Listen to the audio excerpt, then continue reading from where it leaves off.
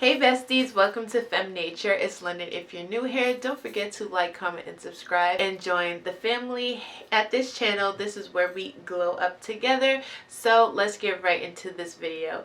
The video topic is how to become the best version of yourself or the woman of your dreams. So let's get right into it. First tip into becoming the woman of your dreams is actually defining who you want to be. Is it the woman that works up at 5 a.m.? Is she a boss babe? Is she a stay-at-home mom? Is she a Pilates girly? You have to literally figure out who is that woman you want to emulate.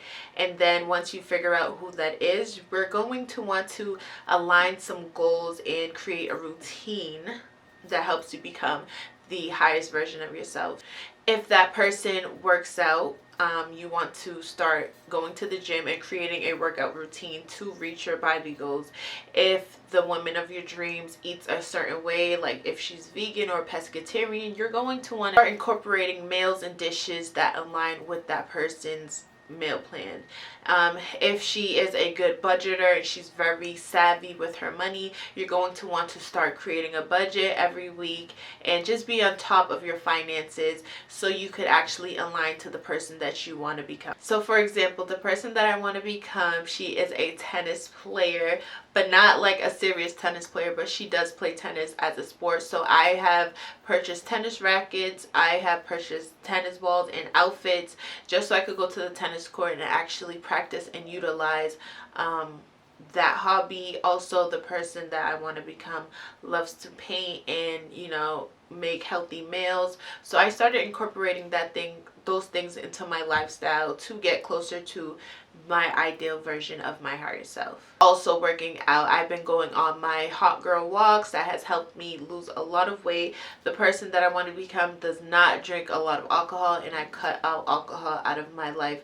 Not completely, because I have a few drinks here and there, but like once in a blue moon. But my highest version of myself does not indulge in alcohol and stuff like that. So you just want to set up goals that gets you to where you want to be. My next tip is removing the things out of your life that does not serve you at all or serve your highest good.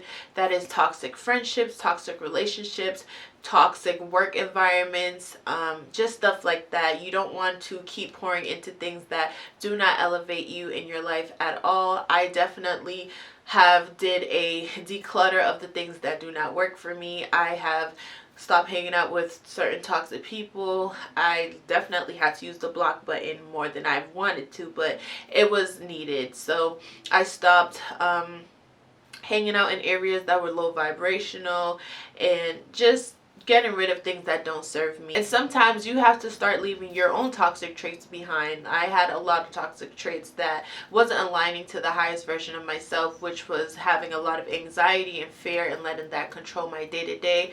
My highest version of myself does not have time for anxiety to knock on the door and try to self-sabotage what we have going on. So I had to stop with my binge eating habits. That was a toxic trait of mine. I had to stop over shopping and just impulse buying. That was a toxic trait of mine. And my last toxic trait was scrolling on social media for hours throughout the day and not being productive. So I had to be real with myself, and sometimes you have to literally hold yourself accountable to get to where you want to be, because making up excuses is only holding you back. So take an inventory of the things that do not serve you, whether it's people, places, or things, and yourself, and see what needs to go so you could flourish and grow into the highest version of yourself. Now, once we start removing things, of course, we're going to want to start adding positive things into our lives. That could be positive friends, start making new friends and connections. That is very healthy. Start hanging around people that have your best interests and you have their best interests as well. So it's a give and take relationship. Start dating people that add into your life. Just start being in environments that also create that peace of mind for you. You could also indulge in content such as this, self-help content, podcasts that help you elevate, whether it's with finances, with setting boundaries, and just getting your life in order. You could definitely indulge in those podcasts. And reading books is also something that is very important as well, because you're expanding your mind and you're learning new things that could actually be beneficial to you. We do not know it all. Every day I'm learning and growing every time I open my eyes. So just reading and expanding and exposing yourself to positive things is something that's great as well. So another thing that you can add into your life is stuff that keeps you productive. Just set aside some time in your schedule to really map out the things that you want to accomplish for the day. And no, you don't have to burn yourself out and feel like, okay, I have to get these things done, and if I don't, I'm a failure. No, you can start off small just by starting off with a morning routine. You can start mapping out what you want your mornings to consist of. If you want to, answer a few emails before 12 o'clock, that's fine. You don't have to make sure you're perfect, because this is not all about perfection, but it's all about trying to get to your highest version. But there's no rush in this timeline of becoming the better version of yourself. There's times where you're going to fall off. There's times where you're not going to feel like you have all the energy to get your whole checklist done, but just have grace and take your time. Another thing is healing your trauma. That is definitely something that everybody needs to do to become their highest version of themselves.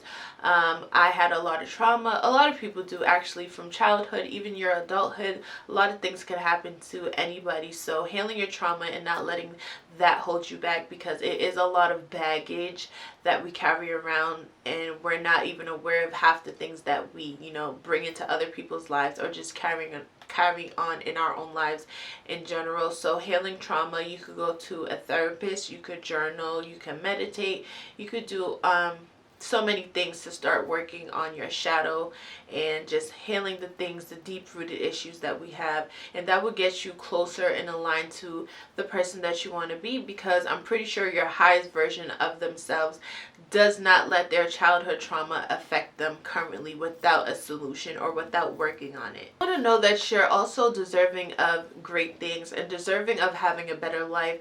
And I know a lot of people want to guilt you and make it seem like, you're not supposed to want more, but that's just a scarcity and lack type of mindset. We could always elevate, and we could always strive for greater things. As long as we are alive and kicking, we should always want more. So just know that you're deserving of having a better lifestyle. There's going to be times where you have to sacrifice certain things to get to where you want to go, but just bettering yourself comes with sacrifice. So for example, knowing that you're deserving of a healthy body to the best of your abilities, you would have to sacrifice eating takeout all the time, or just eating fast foods or unhealthy foods to make sure that your body's in perfect health. And you would have to also sacrifice, your downtime, or where you want to lounge around, to actually go to the gym or go to Pilates or do some yoga, so great things come with sacrifice. I know that a lot of people don't want to sacrifice. Even I had a time where I'm just like, do I have to give up X, Y, and Z just to get this? Is it even worth it? But great things are worth the sacrifice. We're desiring it. That means it's there for us to achieve. So we are deserving of the great things in life. Don't let nobody tell you that you're not. You have to believe it for yourself.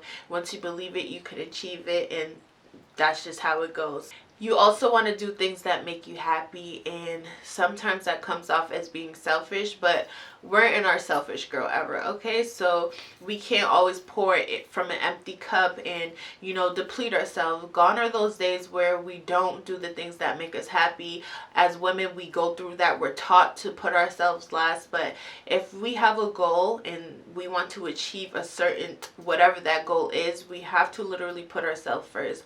No matter who says it's selfish, no matter what people say to try to distract you or take you off your rail, or even try to guilt you, you have to put yourself first and do the things that make you happy. Now, whether that is booking yourself a spa day and somebody wants to hang out, and you rather choose the spa day because you had a long week at work, your kids just stressed you out, and your friend wants to hang out to gossip and talk about something that is literally irrelevant to your life right now. So you have to be selfish and choose you.